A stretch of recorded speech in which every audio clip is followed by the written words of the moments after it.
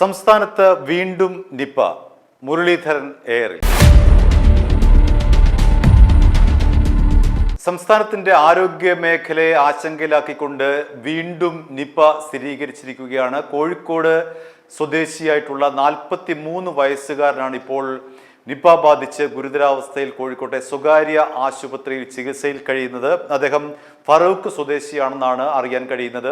മാത്രമല്ല, അദ്ദേഹവുമായി സമ്പർക്കത്തിൽ ഏർപ്പെട്ട ഏതാണ്ട് 77 പേരുടെ പട്ടിക ആരോഗ്യവകുപ്പ് തയ്യാറാക്കിക്കൊണ്ടിരിക്കുക. നമുക്കറിയാവുന്നതുപോലെ തന്നെ 2018 നിപ കേരളത്തിൽ ബാധിച്ചത്. 18 പേർക്കായിരുന്നു രോഗബാധ. അതിൽ 17 പേരും മരിച്ചു എന്നുള്ളതാണ് അതിലേറ്റവും ഭയാനകമായിട്ടുള്ള വശം. കേരളത്തെ പേടിപ്പെടുത്തുന്നതും ആ ഒരു ഭൂതകാലമാണ്. നിപ നമുക്ക് സമ്മാനിച്ച മരണങ്ങൾ. ഇത് മനുഷ്യരിൽ നിന്ന് മനുഷ്യരിലേക്കും മൃഗത്തിൽ നിന്ന് മൃഗത്തിലേക്കുമാണ് ഈ രോഗം പടരുന്നത്. പ്രധാനമായ രോഗവാഹകർ എന്ന് പറയുന്നത് വവ്വാലും പന്നികളുമാണ്. അതിൽ തന്നെ പഴന്തീനി വവ്വാലുകളാണ് നിപ പടർന്നു പിടിക്കാനുള്ള ഏറ്റവും പ്രധാനപ്പെട്ട കാരണം. ഈ ഒരു വവ്വാൽ കടിച്ച പഴം നമ്മൾ കഴിക്കുകയാണെങ്കിൽ, അല്ലെങ്കിൽ ഈ വവ്വാൽ വന്നിരുന്ന പഴം നമ്മൾ കഴിക്കുകയാണെങ്കിൽ അതിൻ്റെ തുപ്പൽ കൂടി ഈ പഴത്തിൽ നിപ രോഗാണുക്കൾ ഉണ്ടാവുകയും അത് നമ്മുടെ ശരീരത്തിൽ കയറുകയും ചെയ്യുന്ന ഒരു രീതിയാണ്, ഇതിൻ്റെ പകർച്ച രീതിയാണ് ഈ രോഗത്തിൻ്റെ പ്രത്യേകത. മാത്രമല്ല, പന്നിയിൽ നിന്നും നമുക്ക് ഈ അസുഖം കിട്ടും, മനുഷ്യനിലേക്ക് പടരും. അതായത് പന്നി മാംസം കൃത്യമായി വേവിക്കാതെ കഴിച്ചാൽ ആ പന്നി മാംസത്തിൽ നിന്ന് നമുക്ക് നിപ കിട്ടും. ഇങ്ങനെ മൃഗത്തിൽ നിന്ന് മൃഗത്തിലേക്ക്, മനുഷ്യരിൽ നിന്ന് മനുഷ്യനിലേക്ക്, മനുഷ്യരിൽ നിന്ന് മൃഗത്തിലേക്ക്, മൃഗത്തിൽ നിന്ന് മനുഷ്യനിലേക്ക്, ഇങ്ങനെ പലതരത്തിലാണ് ഇതിൻ്റെ പകർച്ചാ സ്വഭാവം. അതുകൊണ്ട് തന്നെ ഇതിൻ്റെ മരണ നിരക്ക് ഏറെയാണ്. അതാണ് ഏറ്റവും ഭയാനകമായിട്ടുള്ള വശം. നേരത്തെ പറഞ്ഞതുപോലെ 18 പേരിൽ, അന്ന് 2018 ആരോഗ്യമന്ത്രി കെ ശൈലജയുടെ ഏറ്റവും പ്രധാനപ്പെട്ട ഒരു നേട്ടമായി ഇപ്പോഴും ചൂണ്ടിക്കാണിക്കുന്നത് അന്നത്തെ നിപ പ്രതിരോധ നടപടികളായിരുന്നു. സർക്കാർ എന്തെല്ലാം പ്രതിരോധ പ്രവർത്തനങ്ങൾ എടുത്തെങ്കിൽ പോലും 18 മരണമാണ് ഈ കൊച്ചു കേരളത്തിൽ നിന്ന് സംഭവിച്ചത്. എന്തെല്ലാമാണ് ഇതിന്റെ രോഗലക്ഷണങ്ങൾ എന്ന് പരിശോധിച്ചാൽ ശരീരവേദന, തലവേദന, ശ്വാസതടസ്സം, ഛർദി, ബോധക്ഷയം, ചുമ, വയറുവേദന, മനം പുരട്ടൽ, ക്ഷീണം, കാഴ്ച കുറയുക തുടങ്ങിയിട്ടുള്ള നിരവധി രോഗലക്ഷണങ്ങൾ നിപയ്ക്ക് ഉണ്ട് എന്നുള്ളതാണ്. ഇപ്പോൾ സ്ഥിരീകരിച്ചിരിക്കുന്ന ഈ 43 വയസ്സുകാരൻ്റെ രക്തം കോഴിക്കോടുള്ള VRDL ലാബിലാണ് പരിശോധിച്ചത്. ആ ലാബിലെ പരിശോധനയുടെ ഫലമായി ഇദ്ദേഹത്തിന് നിപ ആണെന്ന് സ്ഥിരീകരിച്ചിരിക്കുന്നു. RT-PCR എന്ന് പറയുന്ന ഒരു രക്തപരിശോധനയാണ് നിപയ്ക്കുള്ളത്. RT-PCR പരിശോധനയിലാണ് ഈ 43 വയസ്സുകാരന് നിപ രോഗം സ്ഥിരീകരിച്ചത്. ഇദ്ദേഹവുമായി സമ്പർക്കത്തിൽ ഏർപ്പെട്ടിരിക്കുന്നവരുടെ പട്ടിക തയ്യാറാക്കിക്കൊണ്ടിരിക്കുകയാണ്. പൂനെയിലേക്ക്, ഇപ്പോൾ പൂനെ വൈറോളജി ഇൻസ്റ്റിറ്റ്യൂട്ടിലേക്ക് ഇദ്ദേഹത്തിന്റെ രക്തസാമ്പിൾ അയച്ചു കൊടുത്തിട്ടുണ്ട്. കുറച്ചുകൂടി സ്ഥിരീകരണത്തിന് വേണ്ടിയിട്ടാണ്. അതിന്റെ ഫലം ഇതുവരെയും വന്നിട്ടില്ല. പക്ഷേ കോഴിക്കോട് നടത്തിയ പരിശോധനയിൽ അദ്ദേഹത്തിന് നിപ രോഗബാധയാണ് എന്ന് തിരിച്ചറിഞ്ഞിട്ടുണ്ട്. അതോടുകൂടി കേരളത്തിലെ ആരോഗ്യരംഗം കൂടുതൽ ജാഗ്രതാവസ്ഥയിലായിട്ടുണ്ട്. ഇപ്പോൾ തന്നെ ഷിഗല്ല രോഗം പടർന്നു പിടിക്കുന്നുണ്ട്. ഒപ്പം എറണാകുളത്ത് വെസ്റ്റ് നൈൽ പനി എന്ന് പറയുന്ന മറ്റൊരു അസുഖം പടർന്നു പിടിക്കുന്നുണ്ട്. ഷിഗല്ല രോഗം ബാധിച്ച് ഒരാൾ മരിച്ചു. വെസ്റ്റ് നൈൽ പനി ബാധിച്ച് എറണാകുളം ജില്ലയിൽ 2 പേരാണ് മരിച്ചത്. അതിന് തൊട്ടു പിന്നാലെയാണ് ഇപ്പോൾ നിപ വീണ്ടും കേരളത്തിൽ സ്ഥിരീകരിച്ചിരിക്കുന്നു എന്നുള്ള വാർത്ത പുറത്തു വരുന്നത്. അതോടുകൂടി കേരളത്തിലെ ആരോഗ്യരംഗം വീണ്ടും ആശങ്കയിലായിരിക്കുന്നു. അതിനിടെ മറ്റൊരു രാഷ്ട്രീയ വിവാദം കൂടി ഇതിനിടയിലേക്ക് വന്നിരിക്കുകയാണ്. 2019 അന്ന് മുഖ്യമന്ത്രി ആയിരുന്ന പിണറായി വിജയനെ പരിഹസിച്ചുകൊണ്ട് ഇപ്പോഴത്തെ ആരോഗ്യമന്ത്രി കെ മുരളീധരൻ നടത്തിയ ഒരു പ്രസംഗമുണ്ട്. എരണം കെട്ടവൻ നാട് ഭരിച്ചാൽ ഇത്തരത്തിലുള്ള അസുഖങ്ങൾ ഉണ്ടാകും എന്ന് മാത്രമല്ല, കെ കരുണാകരനും ആന്റണിയും ഭരിച്ചപ്പോൾ എന്താ ഇവിടെ വവ്വാലുണ്ടായിരുന്നില്ലേ?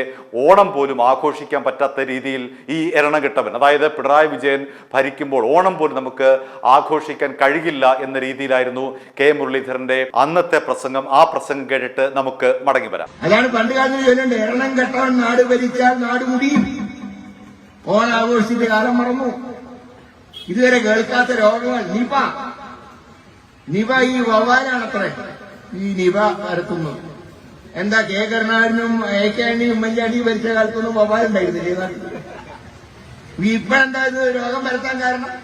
ഭരിക്കുന്നതും ശരിയല്ല. അതുകൊണ്ട് തന്നെയാണ് കെ മുരളീധരന്റെ ഈ പ്രസംഗം, അതായത് പിണറായി സർക്കാരിന്റെ കാലത്ത് നിപ ബാധിച്ചപ്പോൾ കെ മുരളീധരൻ നടത്തിയ ഈ പ്രസംഗം ഒരു രാഷ്ട്രീയ ആയുധമായി ഇപ്പോൾ അദ്ദേഹത്തെ തിരിഞ്ഞുകൊത്തുകയാണ്. മുൻ ആരോഗ്യമന്ത്രി വീണ ജോർജ് അടക്കം കെ മുരളീധരന് എതിരെ രംഗത്ത് വരുന്ന കാഴ്ചയാണ് നമുക്ക് കാണാൻ കഴിയുന്നത്. CPM അടക്കം വലിയ തോതിൽ അദ്ദേഹത്തെ ഈ ഒരു പ്രസ്താവനയുടെ പേരിൽ, ഈ ഒരു പ്രസംഗത്തിന്റെ പേരിൽ വീണ്ടും അദ്ദേഹത്തെ പ്രതിരോധത്തിലാക്കുന്നുണ്ട്. എന്ന് മാത്രമല്ല, ഈ സൈബർ ഇടങ്ങളിൽ കെ മുരളീധരന്റെ ഈ ഒരു പ്രസംഗം വലിയ തോതിൽ വൈറലാവുകയും ചെയ്തിരിക്കുകയാണ്. കെ മുരളീധരൻ അന്ന് നടത്തിയ ഈ ഒരു എരണം കെട്ടവൻ നാട് ഭരിച്ചാൽ, കെ കരുണാകരന്റെയും ആന്റണിയുടെ കാലത്ത് വവ്വാൽ ഉണ്ടായിരുന്നില്ലേ തുടങ്ങിയിട്ടുള്ള ചോദ്യം ഇപ്പോൾ വീണ്ടും സമൂഹ ശ്രദ്ധയിലേക്ക് വരികയാണ്.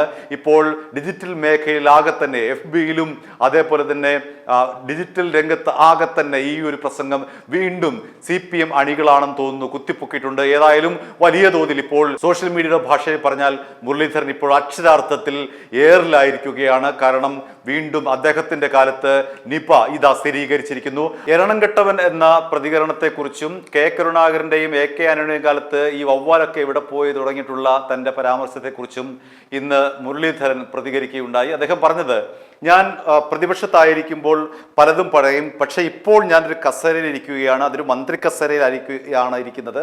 അതുകൊണ്ട് പ്രതിപക്ഷത്തായിരുന്നപ്പോൾ പറഞ്ഞ കാര്യങ്ങളൊന്നും ഇപ്പോൾ ഈ ഇരിക്കുന്ന കസേരയെ ബാധിക്കില്ല എന്നുള്ള പ്രതികരണമാണ് കെ മുരളീധരൻ നടത്തിയത്. ആരോഗ്യമന്ത്രിയുടെ ആ പ്രതികരണം കേൾക്കാം.